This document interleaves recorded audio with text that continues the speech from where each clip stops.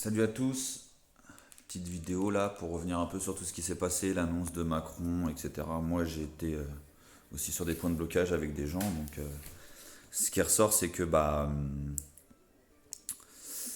enfin moi mon avis après c'est ce qu'il a déjà, c'est qu'il a commencé à faire un premier pas, et pour moi c'est déjà une victoire parce que venant de Macron c'est très inhabituel, il n'est pas prêt à lâcher quelque chose normalement pour nous, ceux qui sont en bas plutôt que ceux qui sont en haut. Donc déjà, s'il lâche quelque chose, à mon avis, c'est qu'il y a quelque chose déjà qui tourne très mal pour lui. Je pense qu'au niveau de... il doit avoir une certaine pression par rapport à la crise des Gilets jaunes, etc. Donc pour moi, ce qu'il a fait lundi, c'est plutôt un appel à continuer, parce qu'on sait que si déjà il cède sur quelque chose, c'est qu'on a déjà gagné quelque chose. Dans le fait qu'il faut continuer parce que justement, il commence à lâcher quelque chose.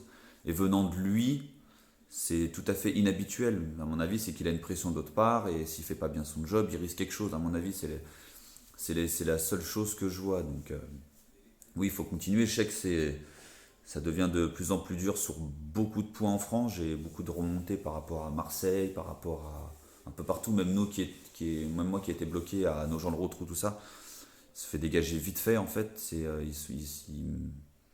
Il bouge les gens des blocages assez rapidement, donc du coup les gens tiennent quand même, ils changent de point, etc. etc. Mais je pense que maintenant il faut y aller dans les blocages qui touchent vraiment à l'économie, les Rungis, les raffineries, les ports et tout ça, ce qu'ils font beaucoup dans le sud, en Bretagne et tout ça. Même nous ici, il faudrait qu'on s'attaque. Bah là, ils se sont attaqués déjà à Amazon sur la RN4, tout ça ici là. Après, il faudra continuer dans ce sens-là, mais après, non, non, à mon avis, moi, c'est le moment où justement il faut pas lâcher. Par rapport à ces annonces qui ont été faites et tout ça. Après, je sais qu'ils vont nous demander de ne pas manifester par rapport aux attentats qu'il y a eu à Strasbourg. Après, je suis assez regrettable, hein. Après, il faut apporter tout notre soutien à ces familles qui ont perdu leurs proches et tout ça, même chez nous, les Gilets jaunes, hein, parce qu'on parle beaucoup de violence et tout ça, de casseurs, etc.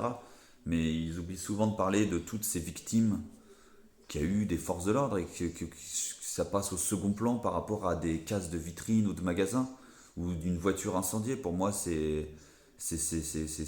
vaut pas le prix d'une vie, quoi. De parler des casses, parle plutôt des gens comme la fille qui a perdu un œil, l'autre qui s'est fait déchiqueter la joue, bon, l'autre qui s'est fait arracher la main, c'est un peu c'est difficile à juger parce que bon, il aurait peut-être pas dû la ramasser, même si déjà ils auraient même pas dû la balancer à la base, mais c'est un autre point de vue, après c'est plus compliqué. Mais ouais, pour toutes ces personnes qui ont perdu la vie, encore un ce matin qui s'est fait écraser, enfin ils en parlent, mais très peu quoi. Par contre, les personnes mortes par rapport à des agissements des CRS ou de la police, après accidentels ou pas, hein, on n'en parle pas et ça je trouve pas ça normal. Donc non, pour toutes ces... Il n'y a pas des gens qui ont perdu leur vie pour gagner 50 euros sur un SMIC. Du coup, on sait même pas du coup comment ça va être mis en place et qui va le payer au final. Donc non, non, c'est pas possible de s'arrêter maintenant pour moi. On a gagné trop peu et par rapport à toutes les concessions qu'on a fait, moi comme tant d'autres, il y en a qui passent leur journée sur le point de blocage. Il y a peut-être certaines personnes qui ont gagné dans ce qu'il a annoncé, mais encore trop peu qui sont encore oubliés. Les ambulanciers, les retraités, même si la CSG l'a été retirée, ils s'en sortaient déjà même pas avant de cotiser à la CSG. Donc non, il faut pas penser que en fait les gilets jaunes pour moi c'est une grande famille et tant que tout le monde n'a pas gagné à améliorer son futur, pour moi on doit continuer de toute façon. Moi je sais que dans les gilets jaunes ou comme beaucoup on n'est pas les plus à plaindre mais on essaye de se battre pour ceux justement qui sont les plus à plaindre. Donc moi dans ce sens-là je continuerai de toute façon tous les samedis ou tous les points de blocage dès que je peux jusqu'au bout pour tant que ces personnes-là n'auront pas gagné quelque chose qui puisse améliorer leur avenir. Donc, et je pense qu'on doit tous faire pareil, on doit être solidaires. Je vois trop de friction des fois entre certains gilets jaunes qui n'ont pas le même avis. On est là à la base tous pour la même chose. Il faut rester dans cette optique-là, il ne faut pas essayer de se faire la guerre.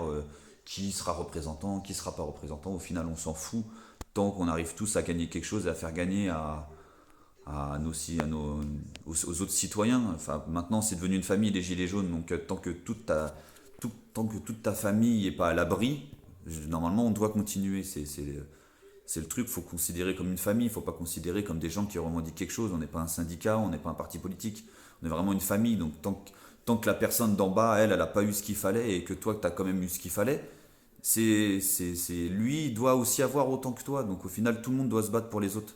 C'est une généralité qu'il faut faire. Donc il faut se battre ensemble pour toute cette famille que sont les Gilets jaunes maintenant. Donc moi, mon point de vue par rapport même à ce qui se passe à Strasbourg et tout ça, pour moi, on doit quand même continuer. Là, c'est du ressort de l'État à nous écouter. C'est pas de notre ressort à nous de dire si oui ou non il faut continuer ou pas. Nous, on a notre objectif d'aller jusqu'au bout pour que tout le monde puisse vraiment avoir un avenir meilleur et il faudra se battre pour ça. C'est pour ça que là, en ce moment, ils mettent en avant le RIC. Parce qu'on voit très bien que même par rapport aux demandes qu'on a fait, on n'a rien. Macron a vraiment du mal à nous entendre par rapport à ce qu'il nous a donné, qui est vraiment des miettes, quoi. C'est vraiment des miettes. Donc du coup, on va insister sur le RIC pour vraiment faire valoir nos droits dans l'avenir et du coup pouvoir demander toutes ces choses-là par nous-mêmes en fait, par les référendums. Et je pense que c'est vraiment très important. Donc on continuera le temps qu'il faudra. Et moi je m'intéresse aussi beaucoup par rapport à parce qu'on nous parle beaucoup de la France. Oui, on s'intéresse tous, on est français, on s'intéresse à l'avenir de notre pays. Et, moi je me suis beaucoup intéressé à la loi 73. Il y en a beaucoup qui disent oui, mais maintenant le taux est quasiment négatif ou quasiment à zéro. Oui, je sais, mais pendant beaucoup d'années la France a emprunté à des banques privées, Rothschild et autres qui nous ont fait des taux extravagants et du coup on en est à avoir remboursé plus de 1400 milliards d'intérêts. Tout ça, ça devrait être annulé pour repartir à zéro. Il y en a qui l'ont fait et je pense que les banques se sont assez gavées sur notre dos et qu'on doit plus payer pour justement rembourser cette fausse dette en fait qui court, tout ça pour alimenter les banques. Moi, c'est mon avis à moi. Comme ça, on arrêterait de nous bassiner avec oui, mais il faut payer des impôts parce qu'il y a la dette. Oui, faudrait qu'on arrête avec tout ça et qui se rendent compte du mal que ça fait aux gens. Donc non, non, on va insister sur le fait du RIC. Il y a Maxime et Priscilla du coup qui vont avoir une conférence de presse justement pour parler de ça et que ça soit bien mis en place, qu'il y a quelqu'un qui mette tout ça bien en place et du coup que ça soit mis et qu'on puisse vraiment avoir le destin entre nos mains pour les années à venir, quoi. Donc non, c'est très important. Après moi de mon côté, le combat il s'arrête pas du tout. Je serai là samedi, je serai là samedi prochain, samedi d'après, samedi de Noël, tous les samedis qu'il faudra. Et je pense que la totalité des Gilets jaunes le feront aussi. Et pas comme Benjamin Cauchy ou Jacqueline Moreau qui demandent à apaiser pour Noël. Non, les gens c'est pas parce qu'il y a Noël que les gens vont mieux vivre. Donc je vois pas pourquoi on s'arrêterait. Moi c'est mon point de vue, et c'est peut-être pas le meilleur, c'est peut-être pas Après c'est que le mien, mais je pense qu'il est pas mauvais. Donc après beaucoup me suivent et beaucoup seront là samedi et continueront de manifester notre mécontentement par rapport à tout ça. Donc moi je pense qu'il faudra continuer jusqu'au bout tant que des choses concrètes ne seront pas annoncées ou ne seront pas mises en avant. Donc voilà, je vous laisse.